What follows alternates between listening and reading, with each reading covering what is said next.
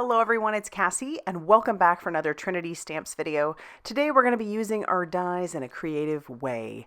I am going to be making a Get Well card, but let's talk about what we're using first. I have the brand new Healing Wishes stamp set. I've used this before. It's beautiful. I really love the font of these and I like how big the sentiments are. And of course there are matching dies to go along with it, which I love that also. We're going to be using the tiny Bandage. That's also new. So cute. You can make these adorable Band-Aids, and I know that the rest of the Trinity Stamps team has gone wonderfully hog wild with those. I did bring in these Boo Boo Buddies clay embellishments, but I don't end up using them. And then I'm bringing in this very old Slimline Skelly. He's so cool.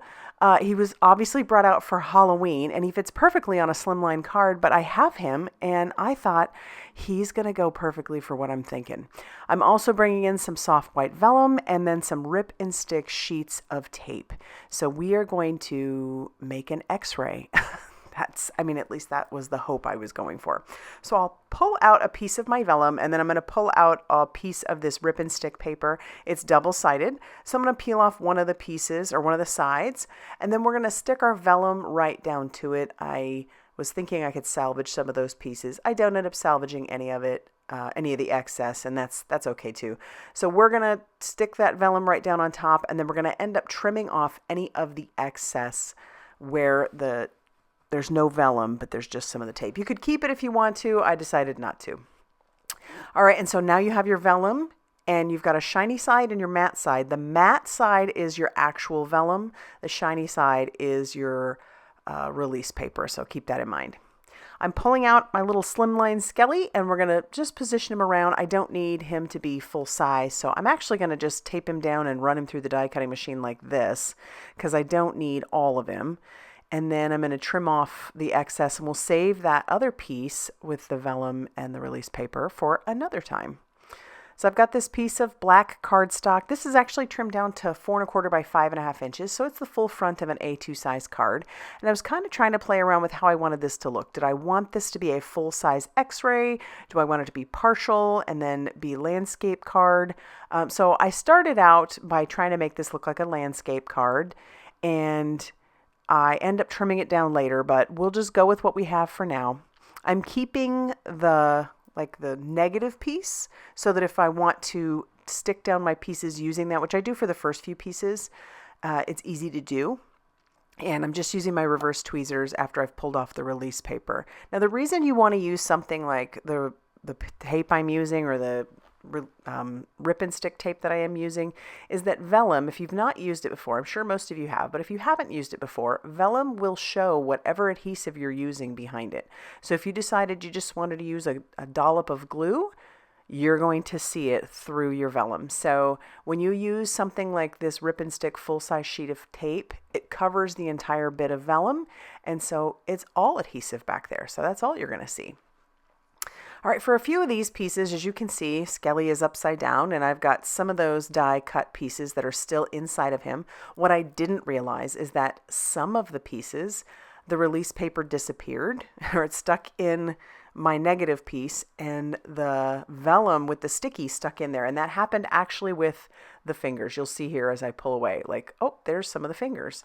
So we're just going to go ahead. At this point, I'm not going to use the negative piece anymore. I'll kind of use it as a guide just to see. But I'm going to go ahead and stick down some of those pieces where I think they're just going to go. So might as well, right? Stick it down. The reason you don't really necessarily need the negative is maybe you want Skelly to be positioned different. Like maybe you want him to be waving. I don't know.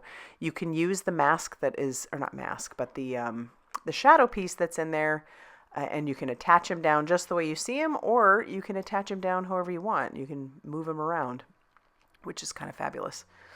I'm going to keep him mostly the same, and I'm just using the negative piece as a guide. I just keep looking at it, peeling off the release paper using reverse tweezers, and also using my pickup stick for those tiny little pieces. That's really good for those. And for the most part, you won't really have an issue. And if you do, as long as you don't push it down too hard, you can always move your pieces. So we've got his little pelvis, and then we're going to get his jaw in there along with his throat See, and I put his throat down a little too close, so I'm going to have to pull that up and then put it down again. And then we'll just start working the rest of those pieces, the rest of his other shoulder and whatnot. But this was so much fun to do. I am going to leave one of the pieces. I don't know if you saw it or noticed it in the preview. His wrist is broken. So I'm going to wait on putting his wrist down. I'll just stick the piece on there and use it as a guide. And then before we stick that down, we're actually going to cut it like he's broken. I'll put down his legs, and then I'm going to pull in his skull, taking out his eyes and nose, and peel off that release paper, and then we can stick his head down on top. Obviously, those are sticking over the top. You can just flip that over and trim off the excess. I did have that sped up about 4 times, so now we're back to 2 times the speed. But yeah, I had him sped up pretty quickly. So now I'm going to take that one bone, and I'm not going to pretend like I know all the names. I am not a scientist or a doctor or any of those. So I just cut the bone like it was broken, and I'll put down one of the pieces, and then I'll do the same with the other. So it's not super noticeable, but I do have another idea. Believe it or not, my husband gave me a really cool idea. I think I'm going to see if I can try it. So stick around. Not on this particular video or this card, but I have other ideas.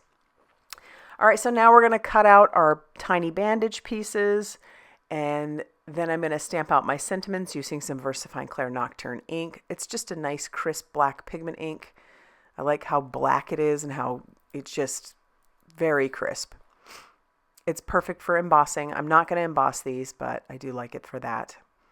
So we've got healing hugs, and then we also have the other sentiment that says wishing you a speedy recovery. And so I'll stamp that one down also. Once I get that stamped down, we'll bring in those matching dies. Might as well. We have them. So we'll tack those down with a little bit of mint tape and run that through our die cutting machine.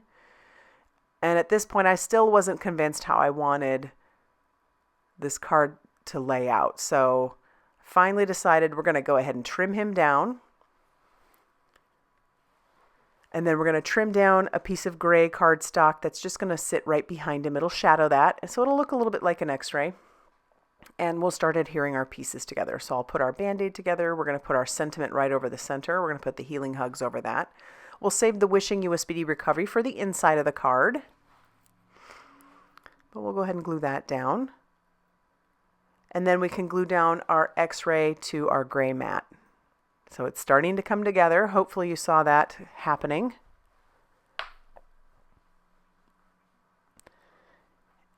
And then I'll just kind of play around with how I want that to be on there. And then once we've decided, we'll go ahead and glue down our x-ray. And then I'm going to use some foam squares, foam tape, to put down our Band-Aid. Just avoiding the holes, because if you put it over the top of the holes, it will show. And then we'll peel off that release paper, and we can stick our Band-Aid down right on top. I do like how the x-ray's at a little bit of a wonky angle. It's kind of fun. And then we can use some liquid glue to adhere down the heart. So as you know, I decided not to use the Boo Boo Buddies. And so I am going to bring in something else, but we'll put our other Band-Aid together. This one's going to go on the inside of the card. Put a heart over the top. And then we'll glue down all of our pieces. I'm going to make that Band-Aid just look like it's hanging off the edges. I like doing that. It kind of gives you the illusion that there's more going on outside of the card.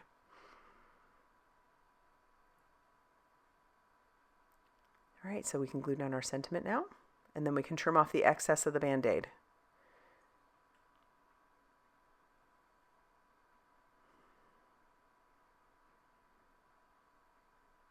The embellishment I did decide to use is some Strawberry Twinkle.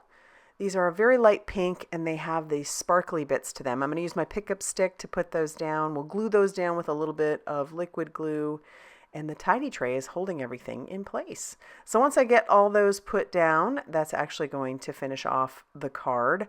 I really love how this turned out. You know how sometimes you have something in your head, and when it really pans out, you just feel good. So I'd love to know what you think of this card. Leave a comment down in the comment section down below. If you like this video, hit that like button. Definitely consider subscribing if you haven't already done so. And be sure to check out all that Trinity Stamps has going on over on their blog, Facebook page, and Instagram for more crafty inspiration. Thanks for stopping by, and we'll see you soon.